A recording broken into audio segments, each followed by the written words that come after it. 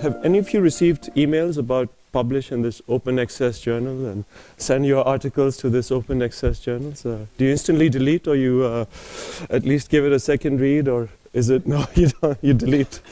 So it's something we've been following this struggle, if you like, and call it a disruptive innovation in the field of publishing and knowledge production and dissemination, and trying to figure out why is this this kind of logic, if you like, not diffused. I mean, to the frame that we use for it is around cultural commons, and I'll talk about it a little bit more.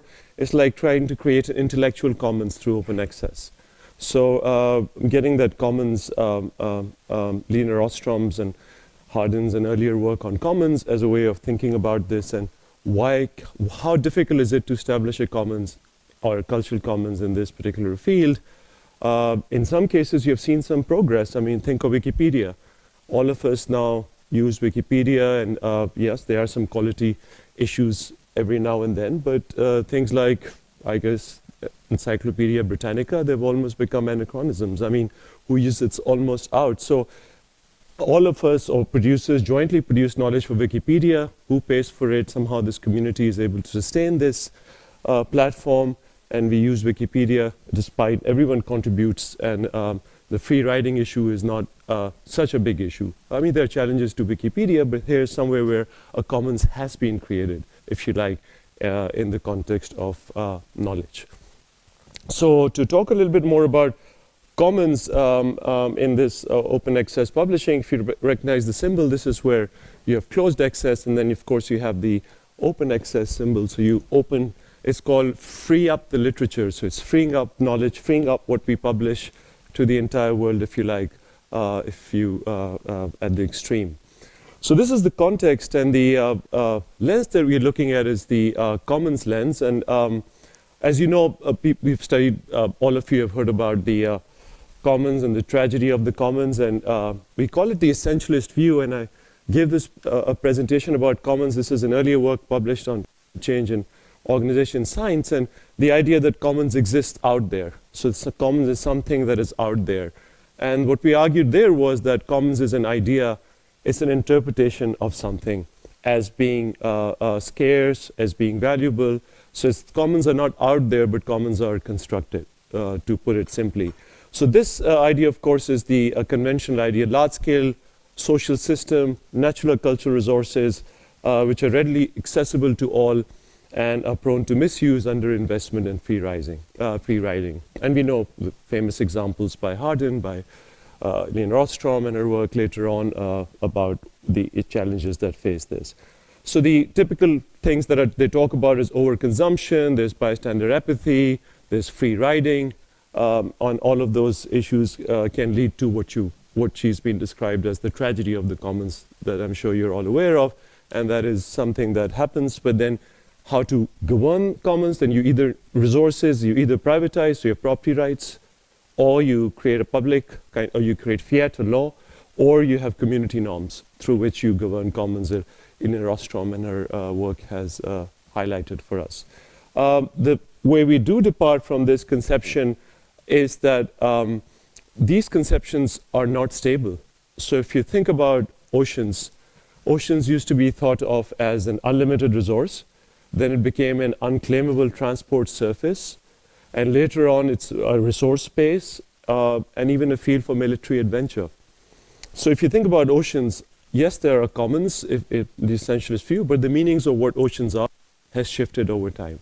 Our own work that I did with Frank and Barbara Gray was to understand climate change and think of the atmosphere that we used to think, of course, as a dump. You could dump infinitely, and it could take whatever we dumped at it, but overall there is an understanding that the atmosphere is vulnerable to anthropogenic action.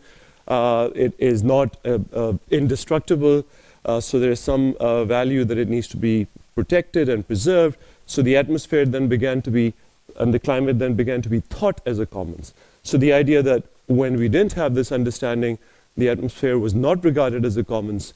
Now that we have this understanding that it is destructible, it is degradable, we begin to think of it as a commons. So by that token, things can come to be regarded as a commons, not theirs.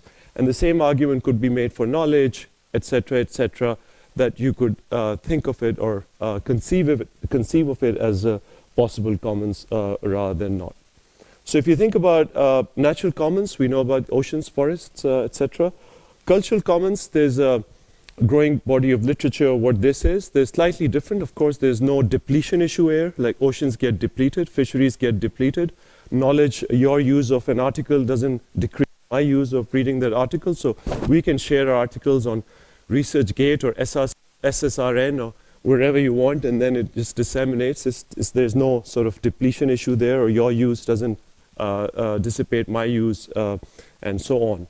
However, there is the issue of free riding, etc., and people have called that online piracy as a way of issues even in the cultural commons. You could think of the financial crisis. There's a nice paper by Golden and Vogel who talks about this global financial commons, and then the tragedy there is the toxic asset creation and the financial crisis. So she's framed this in the commons language as this being global financial commons, and then you could say you don't pay bankers enough where they can go to Dubai or get somewhere else. So there's arbitrage because it's not governed as a commons. So you have these differences, regional and other kinds of differences in terms of our financial structures. There's some nice work on, we're looking at knowledge here, but there's a paper by Andy King and on the reputation commons. So the idea there is that chemical industry, all firms have a certain reputation, so it's a reputation commons. If one firm screws up, then that taints other firms, stigmatizes other firms, so the reputation commons can get contaminated by the actions of one firm. And for that, they have industry associations to prevent one firm from not doing bad stuff. So if BP does something bad, it taints Shell, and the reputation commons can get sullied. So that's the idea of reputation commons, and there's a great work by Blue Dawn who's talked about temporal commons. So there are different types of time conceptualizations, and the dominant conception that we have is clock time. But there are many other kinds of time, qualitative time, subjective time, kairos, chronos, and they're all part of the temporal commons. But the idea, the one that has become, of course, the most dominant is always this clock time, always in a rush. Time is a resource, and etc., etc. So given this background, if you look at an institutional perspective in the commons, this comes from, of course, Bloomers and others' work, that social problems only exist when named as a result of collective sense making. So this is the idea that commons is a constructed idea. Categorical distinctions, what is public, what's private, these are not fixed, but rather these are socially produced.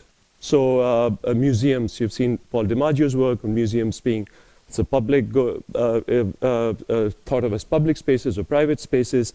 There's not some essentialist view, what is public or what's private is something that we decide collectively. There's no sort of intrinsic reason of why something has to be this or the other.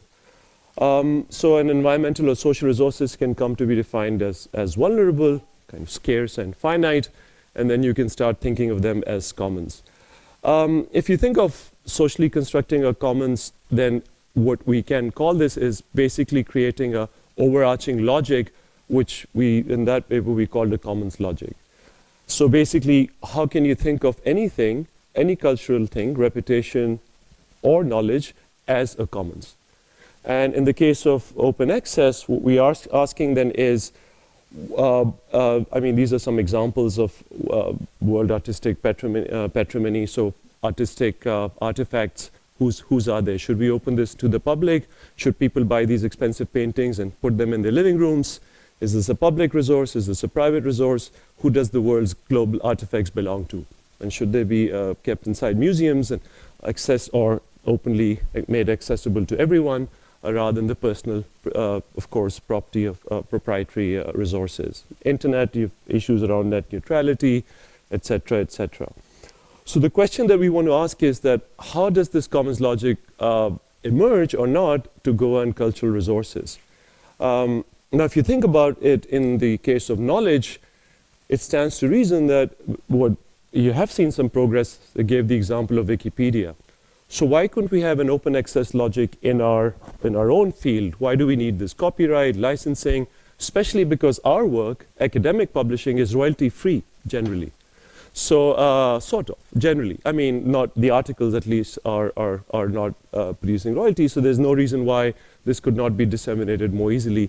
The model that we have right now, of course, as we all know, we submit our articles, then of course those articles are published by publishers, and then the university subscribe to those articles, and then we gain access to them. Of course, university pays subscriptions, and then we can collectively access them as long as we have the rights to do it.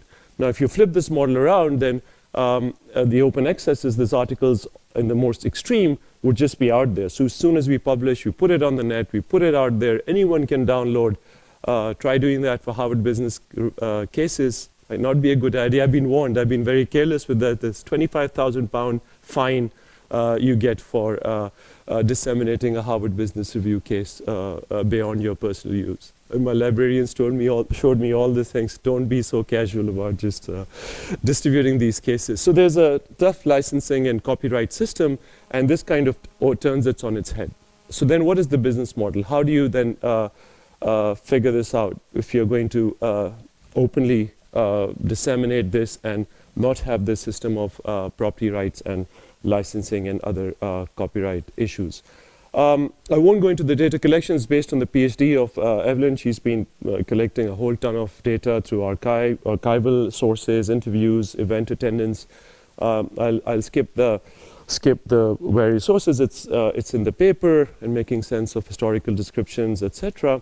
But just to give you a sense, today there are about 9,900 publishers and more than 23,000 active peer-reviewed journals. And the dominant one is, of course, the science, technology, medicine that we'll be focusing more, not social sciences, which is, of course, another group. There were waves of mergers and acquisitions that led to these kind of big publishing houses, Elsevier, Springer, Wiley, Taylor and Francis. I'm sure all these names are familiar to you. And they own collectively more than 25% of articles and more than 50% of the journals covered by the Thomson's Journal Citation Report. So what is then open access? This is the publishing world as we know it. It's called closed access, if you like, as a contrast. Now, if you turn this around and say, what would it be? What's the logic for making it open? So the arguments that are made is that knowledge can achieve its highest potential when it's opened up, and to support scientific progress, to support societal progress, available to everyone without price and permission barriers. That is to make it open access. It's a good idea. You would argue that why not, right? I mean, open access is the best way to preserve knowledge for future generations. Knowledge will survive, will be preserved, remain open access in the long term, benefits the collectivity. You realize this potential needs to contribute, rethink their role and interests for the sake of this common good. So why should we keep knowledge proprietary? Why do we need all these protective barriers?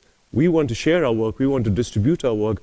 So why should we have all these barriers that stands in the way, if you like? So this was the kind of initial logic, and what started this was, of course, the rising subscription fee. So people were complaining that the subscription fee for journals is rising. Librarians complained. Initially, there were some movements. There's an association of US research libraries that took a stance against this dramatic increase in serial subscription prices, what they call the serials pricing crisis. And they said and created a spin-off, the Scholarly Publishing Academic Resources Coalition, or SPARC, whose mission was to be a catalyst for change through the creation of a more competitive marketplace for research information. The idea, of course, to open it up for wider access. And these were some of the initial initiatives. I'll give you a timeline of how this began, but the Budapest Open Access Initiative was basically an old tradition and a new technology have converged to make possible an unprecedented public good. The old tradition is the willingness of scientists and scholars to publish the fruits of their research in scholarly journals without payment for the sake of inquiry and knowledge. The new technology is the internet.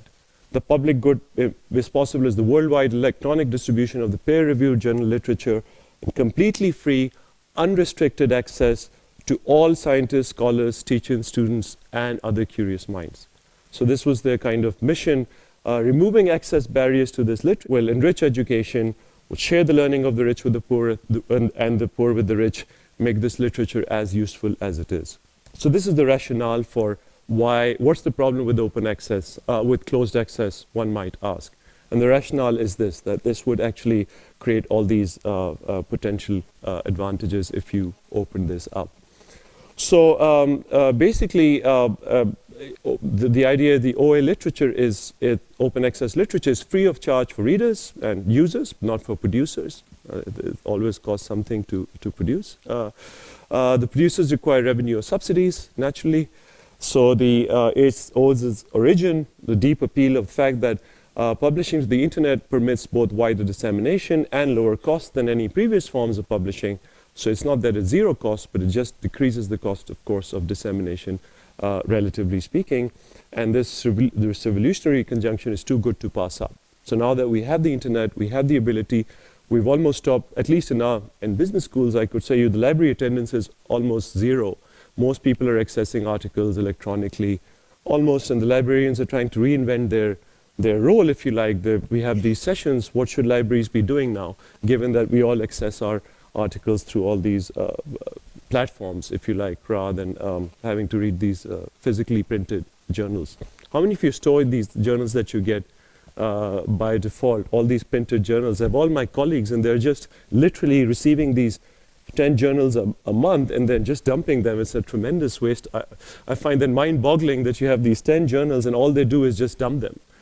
You think, oh, I mean, this has to be something a bit more rational than that. But anyways, so if you look at the model, it's like as we know, the author-reader. You go through you and I, the editors, referees, then the publishers.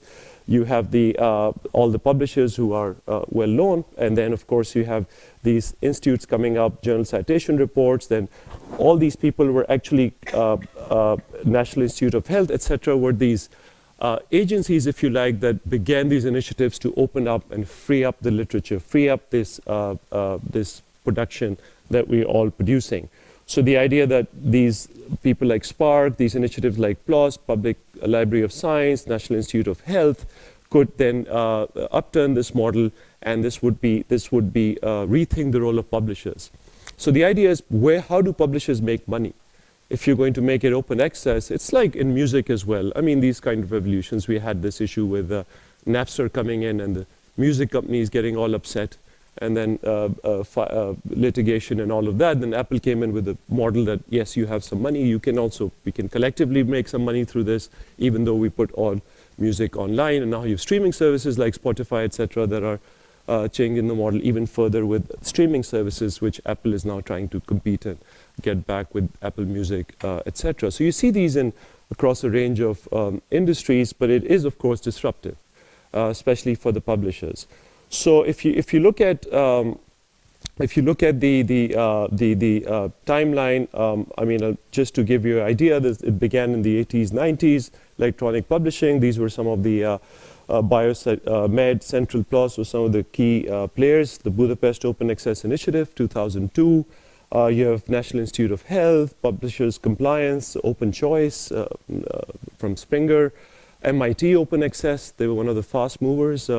LSE in the UK has been ahead of Cambridge and others in terms of asking the authors to archive their journals in the open access repository. Cambridge, Oxford have been a little behind. So the idea now is that we are required to at least put as soon as the article gets accepted, within 6 weeks, you have to put it in this institutional repository. And if you don't do it, it won't be counted in the national research assessment exercise.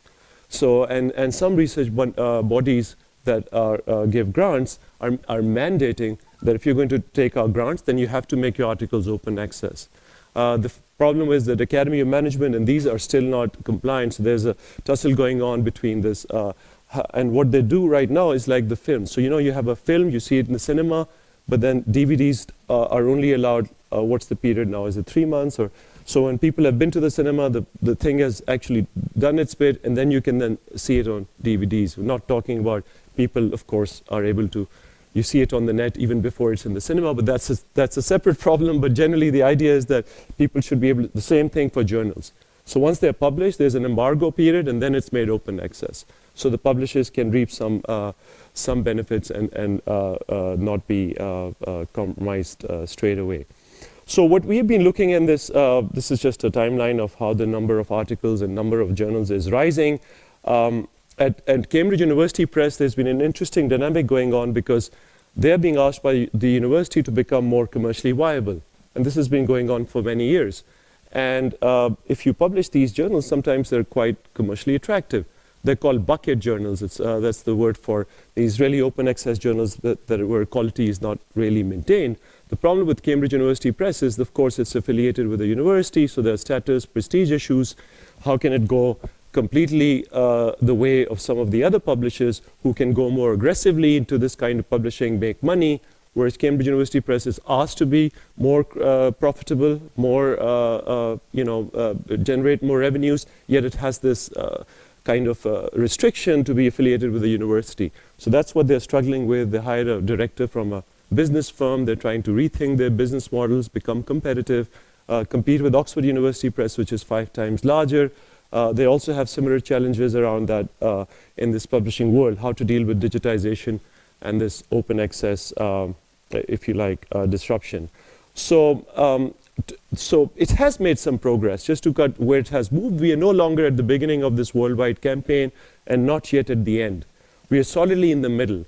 More often than not, access barriers to peer-reviewed research literature remain firmly in place for the benefit of intermediaries rather than authors, referees or editors, and the expense of researchers and research institutions. So you've seen some progress, but not quite.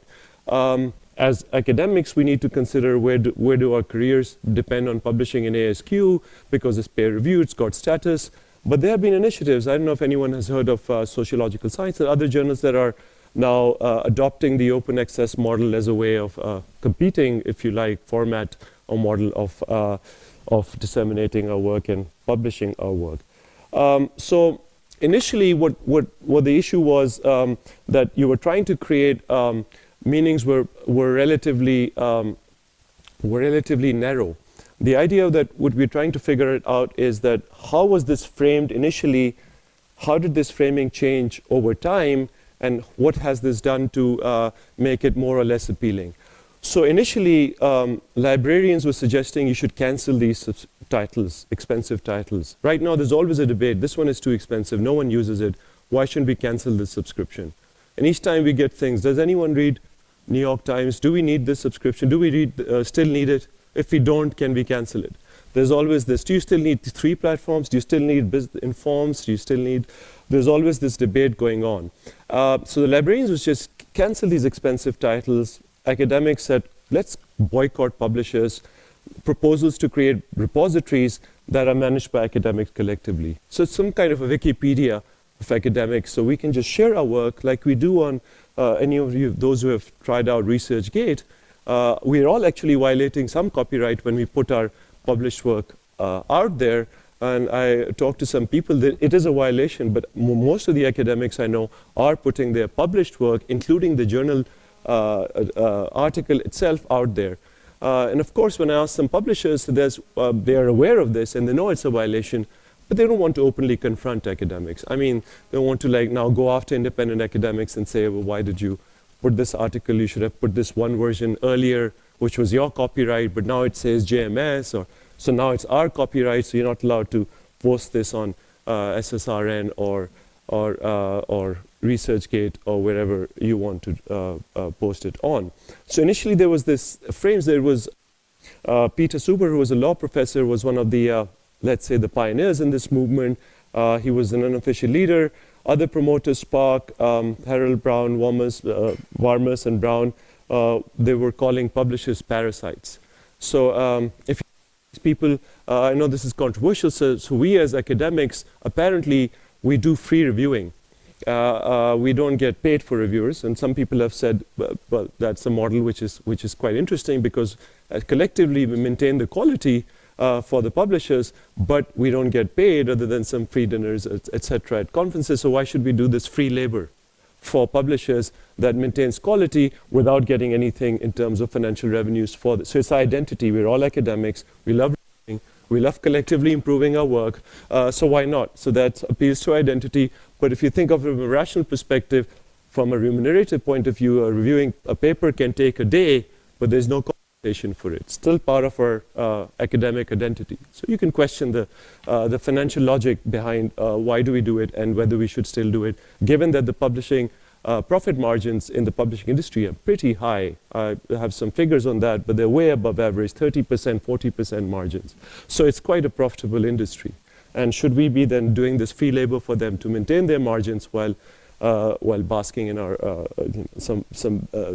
identity gains, if you like. So in this sense, initially when these guys tried to push it, they called publishers parasites. It wasn't noticed up front. So what we looking at, there was some negative reaction from publishers, of course. They wanted to reassert the value of the function they perform, coordinating peer review, service to the community, but the narrow framing was that each one was trying to sort of assert what their value was to this particular, let's say, resource, if you like, of publishing. Initially, it was more about the librarians doing academics were uncertain. I remember at Cambridge, people were saying, put it there. People were saying, who cares? What is open access? What is that? Academics were not as enthusiastic. Some were supporting it, some weren't. It didn't quite get momentum. And somehow they started reframing this as a collective good. So like, actually, this is away from self-interested individuals. It's about the wider interest of the public. So it's like saying, it's like Uber going to China with its taxi service, and now if you see the latest strategy, they're saying, oh, we're not about, it's not about making money, it's not about a taxi service, we are creating jobs. We created 40,000 jobs in Chengdu, we're creating 100,000 jobs in China, so you should embrace us. So that's and they've shifted their discourse, and there's a whole Wall Street analysis of how Uber is being less pugnacious and trying to show this wider good. So this framing was that if you open access benefits society, benefits this faceless public at large, disseminates knowledge to the entire world beyond the ones who can afford it. So somehow it becomes that it's a democratic, it's a very moral thing to do. People etc. can't access your work, and now you open it up, so it's actually a morally praiseworthy thing to do. So that kind of framing was to expand, more expansive, moving away from self-interest towards embracing some wider interests as a collective good. So that would appeal to, and that then generate the interest of the state. So now you see the US and the UK, partly it's becoming, and natural sciences being ahead of social sciences, but it's definitely been mandated to certain degrees in different ways. And there have been some reverse steps where in the US, the publishing industry went back and said, this is going to destroy the publishing industry. This is not workable. This business model doesn't work. It's nice in theory, but it's not workable.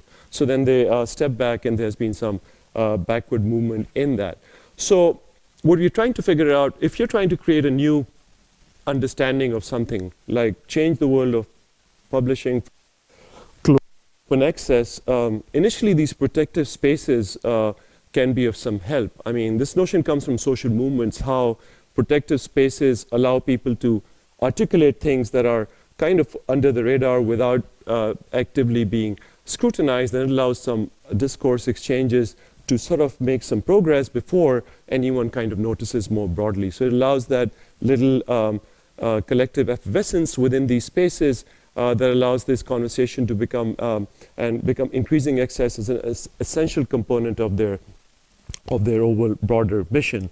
So in this protected space, we saw there's some amplification that emerged. This whole idea of open access gained some traction, got some attention, but then, of course, publishers noticed, they began lobbying it.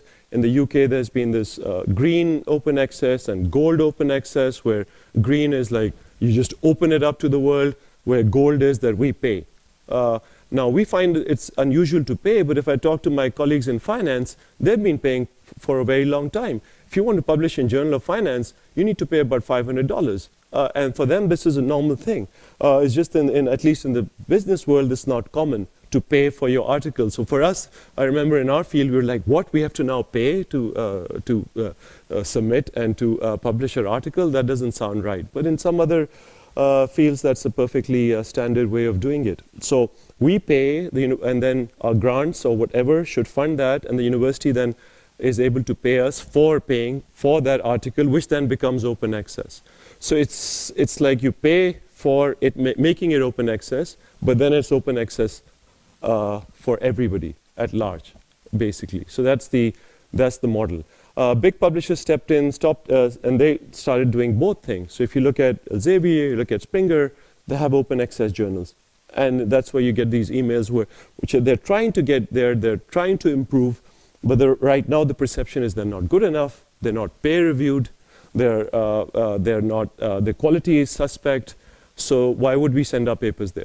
But on the other hand, they're getting better, and this is again, most initially, as Clayton Christensen would say, initially most innovations would have this issue, but over time they can catch up, and then of course when these open access journals can gain and can become, well, comparative or relatively comparable to these traditional journals, then it would be a different world, and that's what the whole thing is saying. So what we're looking at is, what is restricting this? Why when in knowledge you should have seen this diffuse quicker, like Wikipedia, but it's not diffusing.